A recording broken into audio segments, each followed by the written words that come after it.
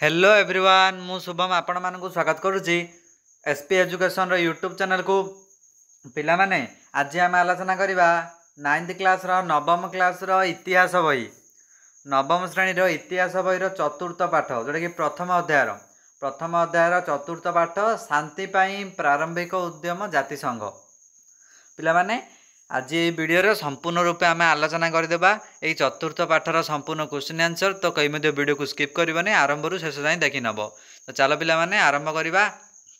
देख एक नंबर कौन दला देख पिला माने प्रथम क्वेश्चन प्रत्येक प्रश्न उत्तर 60 गोटी शब्द मध्य लेख जातिसंघर क्षमता गुड़िक आलोचना कर।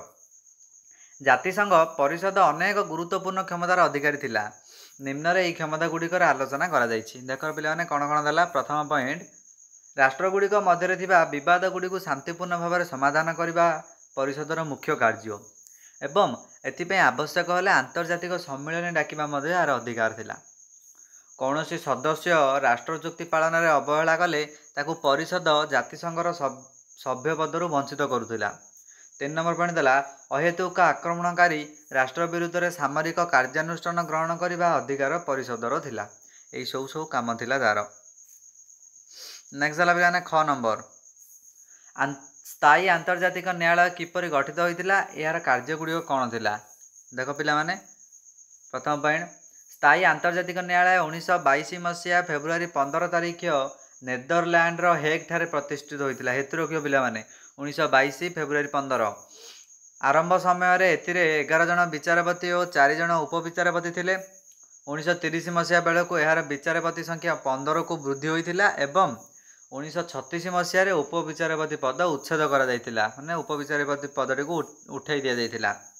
सभा और परिषदर पृथक भाव भोटदान पद्धति द्वारा विचारपति निर्वाचित होउतिले।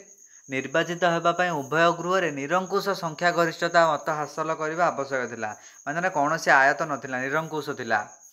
निज देश में सर्वोच्च न्यायालय विचारपति होगापाई योग्यता थिबा और आंतर्जातिक आईन रे ज्ञान थिबा जेकोसी जातीयतार व्यक्ति यार विचारपति होउतिले। सेमानकर कार्यकाल थिला 9 वर्ष। यही सब कार्य से करुले। नेक्स्ट देला क्यों कार्यगुड़िक जातिसंघ सफलता पाई पारि नथिला से कार्यगुड़ी को आलोचना कर बोली से कहला। कौन से कार्यगुड़ी कौन कौन पे देख निम्नलिखित केतक कार्य जातिसंघ सफल पाई पारि नथिला। कौन लिथुआनिया दखल रे थिबा विल्ना सहर रे उपरे पोलैंड नियंत्रण ग्रीस और अल्बानिया मध्य सीमा निरूपण करने को जाइथिबा इटाली प्रतिनिधि मानक हत्या घटना रे इटाली द्वारा कोर्पियो द्वीप ध्वंस और विस्ता ठारू क्षतिपूरण आदाय जातिसंघ सुरक्षा देउथिबा और जड़े फरासी कमिशनर द्वारा प्रशासित होउथिबा मेमेल बंदर उपरे लिथुआनियर प्रभाव विस्तार जापान मंचूरिया अध्यार इटाली हाबिसिनिया विजय और स्पेनीय गृह युद्ध में सेठाकार प्रजातंत्र उच्छेद को रोकबार जातिसंघ अकृत कार्य थिला। यही सब कामटा को सी कर विफलता लाभ करथिला। आउ कौन थिला पिला माने पृथ्वी रे युद्धर आशंका को दूरभूत कर स्थायी शांति प्रतिष्ठा करिबारे जातिसंघ असफल होइतिला। माने युद्ध जो जहाँ मजे थिला ताकू दूर कर स्थायी शांति सी प्रतिष्ठा कर पारि नथिला। 1939 मसीह होइतिबा द्वितीय विश्व युद्ध को प्रतिरोध करिबारे यह सफल होई पारि नथिला। यही 3टी कारण थिला असफलतार। नेक्स्ट देला कौन देला जातिसंघर विफलता पाई यार संविधान रे क्यों त्रुटि गुड़िक दायी थिला। जातिसंघर विफलता पाई यार संविधान रे निम्नलिखित त्रुटि गुड़िक दायी थिला। कौन कौन सभा और परिषद रे निष्पत्ति नेबा पाई सर्वसम्मतिर आवश्यकता थिबारु निष्पत्ति नेबा पाई असुविधा हेउथिला। एटा प्रथम त्रुटि। प्रत्येक राष्ट्र जातीय निरापत्ता को दृष्टि रखी निजर अस्त्र शस्त्र सर्वनिम्न परिमाण को ह्रास करने कोवेनान्ट उल्लेख करा जायतिला किंतु सर्वनिम्न परिमाण निर्दिष्ट अर्थपूर्ण करा जाय नथिबा जोगु राष्ट्रगुड़िक यथेष्ट परिमाण में अस्त्र शस्त्र महजूद रखिथिले। एटा द्वितीय त्रुटि। तृतीय नंबर कौन देला जातिसंघ युद्ध को आसिद्ध घोषणा करिथिबारु अनेक सदस्य राष्ट्र कौन सी विवादीय प्रसंगर समाधान पाई परस्पर मध्य युद्ध कले। आसिद्ध जो घोषणा है सेते सदस्य राष्ट्र गुड़ कौन से मध्य कौन सी प्रसंग पाई युद्ध करथिले। ये 3 नंबर त्रुटि। नेक्स्ट पिला माने 2 नंबर आरंभ हो गला। 1 नंबर यही मात्र 4टी लंग क्वेश्चन थिला तुमर। 2 नंबर कौन कही 20ଟି ଶବ୍ଦର ଉତ୍ତର ଦିଅ। ଜାତିସଂଘର ମୁଖ୍ୟ ଉଦ୍ଦେଶ୍ୟ ଗୁଡ଼ିକ କ'ଣ ଥିଲା? ଦେଖ ପିଲାମାନେ, ପ୍ରଥମ ଉଦ୍ଦେଶ୍ୟ ଦେଲା ଆନ୍ତର୍ଜାତିକ ସହଯୋଗ, ଶାନ୍ତି ଓ ସୁରକ୍ଷାକୁ ଉତ୍ସାହିତ କରିବା, ଯୁଦ୍ଧରେ ଆଶ୍ରୟ ନ ନେବାକୁ ଓ ରାଷ୍ଟ୍ରଗୁଡ଼ିକ ମଧ୍ୟରେ ମୁକ୍ତ, ନିରପେକ୍ଷ ଓ ସମ୍ମାନଜନକ ସମ୍ପର୍କକୁ ନୈତିକ କର୍ତ୍ତବ୍ୟ ଭାବେ ଗ୍ରହଣ କରିବା। 3 ନମ୍ବର, ଆନ୍ତର୍ଜାତିକ ଆଇନକୁ ରାଷ୍ଟ୍ରଗୁଡ଼ିକ ପରସ୍ପର ମଧ୍ୟରେ ଆଚରଣର ପ୍ରକୃତ ବିଧି ଭାବରେ ପ୍ରତିଷ୍ଠିତ କରିବା। 4 ନମ୍ବର ଦେଲା ନିରପେକ୍ଷତା ବଜାୟ ରଖିବା ଏବଂ ଅନୁମୋଦିତ ଚୁକ୍ତିଗୁଡ଼ିକୁ ପ୍ରତି ସଚେତନ ସମ୍ମାନ ଜଣାଇବା। ଏଗୁଡ଼ିକ ଥିଲା କ'ଣ ପିଲାମାନେ? ଜାତିସଂଘର ମୁଖ୍ୟ ଉଦ୍ଦେଶ୍ୟ। ପିଲାମାନେ, ख ନମ୍ବର ଦେଲା ଜାତିସଂଘର ସଭାରେ ପ୍ରତ୍ୟେକ ସଦସ୍ୟ ରାଷ୍ଟ୍ରକୁ କିପରି ସମ୍ମାନ ସ୍ଥାନ ଦିଆଯାଇଥିଲା? ଉତ୍ତର ଦେଲା ଜାତିସଂଘର ସଭାକୁ ପ୍ରତ୍ୟେକ ସ୍ୱାଧୀନ ରାଷ୍ଟ୍ର 3 ଜଣ ପ୍ରତିନିଧି ପଠାଇ ପାରୁଥିଲେ, କିନ୍ତୁ କେବଳ ଗୋଟିଏ ଭୋଟର ଅଧିକାର ପାଉଥିଲେ। ଏହିପରି ସଭାରେ ପ୍ରତ୍ୟେକ ସଦସ୍ୟ ରାଷ୍ଟ୍ରକୁ ସମ୍ମାନ ସ୍ଥାନ ଦିଆଯାଉଥିଲା। କେଉଁ ରାଷ୍ଟ୍ରଗୁଡ଼ିକ ଜାତିସଂଘ ପରିଷଦର ପ୍ରଥମ ସ୍ଥାୟୀ ସଭ୍ୟ ହୋଇଥିଲେ? କିଏରେ ପିଲାମାନେ? ଗ୍ରେଟ୍ ବ୍ରିଟେନ୍, ଫ୍ରାନ୍ସ, ଯୁକ୍ତରାଷ୍ଟ୍ର ଆମେରିକା, ଇଟାଲୀ, ଜାପାନ ଇତ୍ୟାଦି ଜାତିସଂଘର ପରିଷଦର ପ୍ରଥମ ସ୍ଥାୟୀ ସଭ୍ୟ ହୋଇଥିଲେ। ଜାତିସଂଘ ପରିଷଦର ଅସ୍ଥାୟୀ ସଭ୍ୟଙ୍କର କାର୍ଯ୍ୟକାଳ କେତେ ବର୍ଷ ଥିଲା ଏବଂ ପ୍ରତ୍ୟେକ ବର୍ଷ କେତେ ଜଣ ଅସ୍ଥାୟୀ ସଭ୍ୟ ନିର୍ବାଚିତ ହେଉଥିଲେ? କ'ଣ ହେବ ପିଲାମାନେ ଆନ୍ସର? ଜାତିସଂଘ ପରିଷଦର ଅସ୍ଥାୟୀ ସଭ୍ୟଙ୍କ କାର୍ଯ୍ୟକାଳ 3 ବର୍ଷ ଥିଲା, ମାତ୍ର 3 ବର୍ଷ। ପ୍ରତ୍ୟେକ ବର୍ଷ 3 ଜଣ ଅସ୍ଥାୟୀ ସଭ୍ୟ ନିର୍ବାଚିତ ହେଉଥିଲେ। କେବେ ଓ କେଉଁଠାରେ ଜାତିସଂଘର ସ୍ଥାୟୀ ଆନ୍ତର୍ଜାତିକ ନ୍ୟାୟାଳୟ ପ୍ରତିଷ୍ଠିତ ହୋଇଥିଲା? କ'ଣ ହେବ ପିଲାମାନେ ଆନ୍ସର? 1922 ମସିହା ଫେବୃଆରୀ 15 ତାରିଖ ଦିନ। କେଉଁଠି? ନେଦରଲ୍ୟାଣ୍ଡର ହେଗ୍ ଠାରେ। ପିଲାମାନେ, ପ୍ରଥମ କ୍ୱେଶ୍ଚିନରେ ଆଲୋଚନା କରିଥିଲେ ଆମେ ନେଦରଲ୍ୟାଣ୍ଡର ହେଗ୍ ଠାରେ ଜାତିସଂଘର ସ୍ଥାୟୀ ଆନ୍ତର୍ଜାତିକ ନ୍ୟାୟାଳୟ ପ୍ରତିଷ୍ଠିତ ହୋଇଥିଲା। ଆନ୍ତର୍ଜାତିକ ଶ୍ରମ ସଂଗଠନର ମୁଖ୍ୟ ଉଦ୍ଦେଶ୍ୟ କ'ଣ? କ'ଣ ଥିଲା ତାର ମୁଖ୍ୟ ଉଦ୍ଦେଶ୍ୟ? ପ୍ରଥମ ପଏଣ୍ଟ ଦେଲା ପ୍ରତ୍ୟେକ ପୁରୁଷ, ମହିଳା ଓ ଶିଶୁମାନଙ୍କ ପାଇଁ ତାଙ୍କ ନିଜ ଦେଶରେ ଏବଂ ଶିଳ୍ପ ଓ ବାଣିଜ୍ୟ କ୍ଷେତ୍ରରେ ତାଙ୍କର ଦେଶର ସମ୍ପର୍କ ଥିବା ଅନ୍ୟ ଦେଶର ଅନୁକୂଳ ଓ ମାନବୋଚିତ ଅବସ୍ଥା ସୁରକ୍ଷିତ କରିବା ଆନ୍ତର୍ଜାତିକ ଶ୍ରମ ସଂଗଠନର ମୁଖ୍ୟ ଉଦ୍ଦେଶ୍ୟ ଥିଲା। ଆଉ କ'ଣ ଥିଲା ରେ? ସାରା ବିଶ୍ୱରେ ଶ୍ରମିକମାନଙ୍କର ସ୍ୱାର୍ଥ ରକ୍ଷା କରିବା ଏବଂ ସେମାନଙ୍କର ଅବସ୍ଥାରେ ଉନ୍ନତି ଆଣିବା। ଏହା ମଧ୍ୟ ସମ୍ମିଳନୀର ମୁଖ୍ୟ ଉଦ୍ଦେଶ୍ୟ ଥିଲା। ତାପରେ ଦେଲା ପିଲାମାନେ ଜାତିସଂଘର ଆଲାଣ୍ଡ ଦ୍ୱୀପର ସମସ୍ୟା କିପରି ସମାଧାନ କରାଯାଇଥିଲା? ଜାତିସଂଘ ଦ୍ୱାରା ଆଲାଣ୍ଡ ଦ୍ୱୀପର ସମସ୍ୟା କିପରି ସମାଧାନ କରାଯାଇଥିଲା? କ'ଣ ହେବ ପିଲାମାନେ ଆର ଆନ୍ସର? 1921 ମସିହା ଆଲାଣ୍ଡ ଦ୍ୱୀପର ଅଧିକାରକୁ ନେଇ ସ୍ୱିଡେନ୍ ଓ ଫିନଲ୍ୟାଣ୍ଡ ମଧ୍ୟରେ ଲାଗିଥିବା କଳହର ସମାଧାନ କରାଯାଇଥିଲା। ଆଲାଣ୍ଡ ଫିନଲ୍ୟାଣ୍ଡକୁ ହସ୍ତାନ୍ତର କରାଯାଇଥିଲା ଏବଂ ସେଠାରେ ଥିବା ସ୍ୱିଡେନ୍ ଅଧିବାସୀଙ୍କୁ ସ୍ୱୟଂ ଶାସନର ଅଧିକାର ଦିଆଯାଇଥିଲା, ନିଜେ ଶାସନ କରିବେ ବୋଲି। ପ୍ରଥମ ବିଶ୍ୱଯୁଦ୍ଧରେ ପରାଜିତ ରାଷ୍ଟ୍ରମାନେ ଜାତିସଂଘକୁ ସମର୍ଥନ ଦେବା ପାଇଁ କାହିଁକି କୁଣ୍ଠାବୋଧ କଲେ? କାହିଁକିରେ ସେମାନେ କୁଣ୍ଠାବୋଧ କରିଥିଲେ? ଉତ୍ତର ଦେଲା ଜାତିସଂଘର ଆରମ୍ଭରେ ବିଜିତ ରାଷ୍ଟ୍ରମାନଙ୍କୁ ସଭ୍ୟପଦ ଦିଆ ନ ଯିବାରୁ ସେମାନେ ଜାତିସଂଘକୁ କେବଳ ବିଜେତାମାନଙ୍କର ଏକ ସଂଗଠନ ବୋଲି ମନେ କଲେ। ଏଥିପାଇଁ ଜାତିସଂଘକୁ ସେମାନେ ଘୃଣା କଲେ ଓ ସମର୍ଥନ ଦେବା ପାଇଁ କୁଣ୍ଠାବୋଧ କଲେ, ଅର୍ଥାତ୍ ମନା କରିଦେଲେ। ନେକ୍ସଟ ଦେଲା ପିଲାମାନେ ନିଅ ଜର୍ମାନୀ କେବେ ଜାତିସଂଘର ସଦସ୍ୟ ହୋଇଥିଲା ଏବଂ କେବେ ଏହାର ସଦସ୍ୟ ପଦ ତ୍ୟାଗ କରିଥିଲା?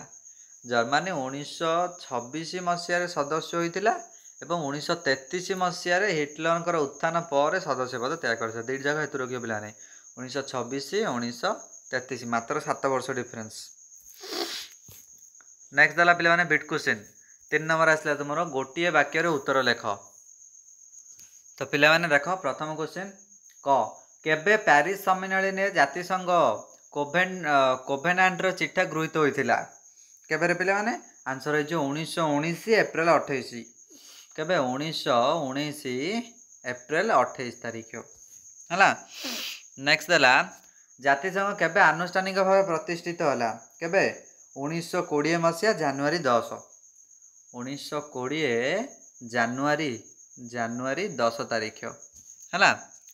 ନେକ୍ସଟ ଯୁକ୍ତରାଷ୍ଟ୍ର ଆମେରିକା କାହିଁକି ଜାତିସଂଘର ସଭ୍ୟ ହୋଇପାରିଲା ନାହିଁ?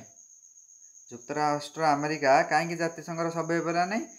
କାହିଁକି ନା ପିଲାମାନେ ତାର ଉତ୍ତର ହେବ ଯୁକ୍ତରାଷ୍ଟ୍ର ଆମେରିକାରେ ପ୍ୟାରିସ ଶାନ୍ତି ଚୁକ୍ତିକୁ ସିନେଟ ଅନୁମୋଦନ ନ କରିବାରୁ। ଅର୍ଥାତ୍ ଯୁକ୍ତରାଷ୍ଟ୍ର ଆମେରିକାରେ ଗୋଟେ ଶାନ୍ତି ଚୁକ୍ତି ହୋଇଥିଲା, ଯାହାକୁ ସିନେଟ ଅନୁମୋଦନ କରିନଥିଲେ। ତେଣୁ କ'ଣ ହୋଇଥିଲା? ଯୁକ୍ତରାଷ୍ଟ୍ର ଆମେରିକା ଜାତିସଂଘର ସଭ୍ୟ ହୋଇପାରି ନଥିଲା। ସ୍ଥାୟୀ ଆନ୍ତର୍ଜାତିକ ନ୍ୟାୟାଳୟର ଦୁଇ ପ୍ରକାର ଆଇନଗତ ଅଧିକାର କ'ଣ କ'ଣ ଥିଲା ପିଲାମାନେ? ଦୁଇ ପ୍ରକାର ଆଇନଗତ ଅଧିକାର ଥିଲା କ'ଣ? ସ୍ୱେଚ୍ଛାକୃତ ଗୋଟେ, ବାଧ୍ୟତାମୂଳକ ଗୋଟେ, ଦୁଇଟି ଥିଲା। ପ୍ରଥମଟା ହେଲା କ'ଣ? ସ୍ୱେଚ୍ଛାକୃତ, ଦ୍ୱିତୀୟଟା ହେଲା ବାଧ୍ୟତାମୂଳକ। ନେକ୍ସଟ ହେଲା ଆନ୍ତର୍ଜାତିକ ଶ୍ରମ ସଂଗଠନର ମୁଖ୍ୟ କାର୍ଯ୍ୟାଳୟ କେଉଁଠାରେ ଥିଲା? କେଉଁଠାରେ ଥିଲା ପିଲାମାନେ? ଜେନେଭା। କ'ଣ ହେଇଯିବ? ଜେନେଭାଠାରେ, ଜେନେଭାଠାରେ ଥିଲା। ନେକ୍ସଟ ହେଲା ସାର୍ ଅଞ୍ଚଳକୁ କେଉଁ ପଦ୍ଧତିରେ ନିଷ୍ପତ୍ତି ନିଆଯାଇ ଜର୍ମାନୀ ସହିତ ମିଶା ଦିଆଯାଇଥିଲା? ସାର୍ ଅଞ୍ଚଳକୁ କେଉଁ ଅଞ୍ଚଳରେ ପିଲାମାନେ? ତା ଆନ୍ସର କ'ଣ ହେଇଯିବ? ତ ପିଲାମାନେ ସାର୍ ଅଞ୍ଚଳରେ ଏକ ଗଣ ଭୋଟ ସଂଗଠିତ କରାଯାଇ, କେଉଁ ପଦ୍ଧତିରେ ପିଲାମାନେ? ଗୋଟେ ଗଣ ଭୋଟ ସଂଗଠିତ କରାଯାଇକି କ'ଣ ନିଷ୍ପତ୍ତି ନିଆଯାଇ ଜର୍ମାନୀ ସହିତ ତାକୁ ମିଶାଇ ଦିଆଯାଇଥିଲା। ନେକ୍ସଟ ହେଲା ପିଲାମାନେ କ'ଣ ଦେଲା? ନମ୍ବର ସୋଭିଏତ ରୁଷିଆକୁ କାହିଁକି ଜାତିସଂଘ ସଦସ୍ୟ ପଦରୁ ବହିଷ୍କାର କରାଯାଇଥିଲା? ସୋଭିଏତ ରୁଷକୁ କାହିଁକି ନା ପିଲାମାନେ 1939 ମସିହାରେ ଫିନଲାଣ୍ଡ ଆକ୍ରମଣ କରିବାରୁ, 1939 ମସିହା, ଏଇ ନମ୍ବର ଉତ୍ତର 1939 ମସିହାରେ ଫିନଲାଣ୍ଡ, କିଏ ପିଲାମାନେ? ଫିନଲାଣ୍ଡ ଆକ୍ରମଣ କରିବାରୁ ରୁଷିଆକୁ ଜାତିସଂଘ ସଦସ୍ୟରୁ ବହିଷ୍କାର କରାଯାଇଥିଲା। ନେକ୍ସଟ ଦେଲା ପିଲାମାନେ ସୋଭିଏତ ହେଲା ପିଲାମାନେ, ଏଇଟା ଦେଖିଲେ। ନମ୍ବର 1930ର ଆର୍ଥିକ ମାନ୍ଦାବସ୍ଥା ଯୋଗୁଁ ରାଷ୍ଟ୍ରଗୁଡ଼ିକ କିପରି ଆହେତୁକ ଆକ୍ରମଣ ପ୍ରତି ମୌନ ସମ୍ମତି ଜଣାଇଥିଲେ? କିପରି ପିଲାମାନେ? ତୋଷଣ ଓ ଅଣହସ୍ତକ୍ଷେପ ପ୍ରତି। କ'ଣ ପିଲାମାନେ? ଦୁଇଟି ନୀତି ଅବଲମ୍ବନ କରିଥିଲେ ସେମାନେ ରାଷ୍ଟ୍ରଗୁଡ଼ିକ। କ'ଣ? ଗୋଟେ ହେଲା ତୋଷଣ, ପ୍ରଥମଟା କ'ଣ? ତୋଷଣ, ଦ୍ୱିତୀୟଟା ହେଲା ଅଣହସ୍ତକ୍ଷେପ, ମାନେ କାହାକୁ ହସ୍ତକ୍ଷେପ କରିବେନି। ଏଇ ଦୁଇଟି ନୀତି ଅବଲମ୍ବନ କରିଥିଲେ। ଜାତିସଂଘ କେବେ ସଂଯୁକ୍ତ ରାଷ୍ଟ୍ରସଂଘ ସହିତ ମିଶିଲା? କେବେ ପିଲାମାନେ? 1946 ଏପ୍ରିଲ 18, 1946 ଏପ୍ରିଲ 18 ତାରିଖ। ପିଲାମାନେ 4 ନମ୍ବର ଦେଲା, 4ଟି ଉତ୍ତର ଦେଇଛି, ସେଥିମଧ୍ୟରୁ ଠିକ୍ ଉତ୍ତରଟି ବାଛିକି ଲେଖିବା ପାଇଁ ଦେଲା। ତ ଦେଖ ପିଲାମାନେ, କିଏ ପ୍ୟାରିସ ସମ୍ମିଳନୀରେ ଜାତିସଂଘ ଗଠନ ପାଇଁ ପ୍ରସ୍ତାବ ଦେଇଥିଲେ? ତ ପିଲାମାନେ ସଠିକ୍ ଆନ୍ସର ହେଇଯିବ 3 ନମ୍ବର ବିଟ୍, ଉଡ୍ରୋ ୱିଲସନ୍। ଜାତିସଂଘ ଓ କୋଭେନାଣ୍ଟକୁ କେବେ ଭର୍ସାଇ ସନ୍ଧିରେ ଅନ୍ତର୍ଭୁକ୍ତ କରାଯାଇଥିଲା? ତ ଖ ନମ୍ବର ହେଇଯିବ ପିଲାମାନେ 1919 ଜୁନ 28 ତାରିଖ।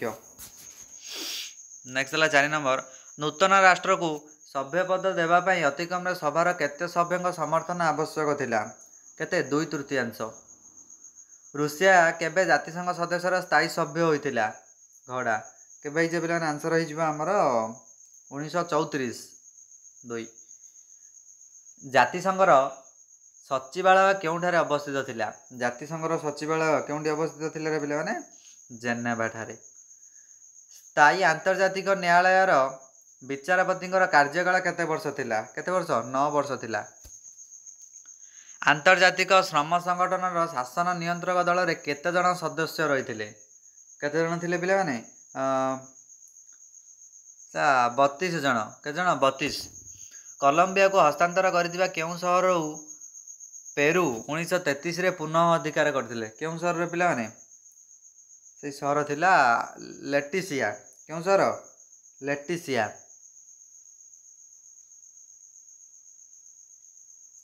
ନେକ୍ସଟ ହେଲା ପିଲାମାନେ, ଇଟାଲୀୟ ପ୍ରତିନିଧିଙ୍କୁ ହତ୍ୟା ଘଟଣାରେ କେଉଁ ଅଞ୍ଚଳକୁ ଇଟାଲୀ ଧ୍ୱଂସ କରିଥିଲା?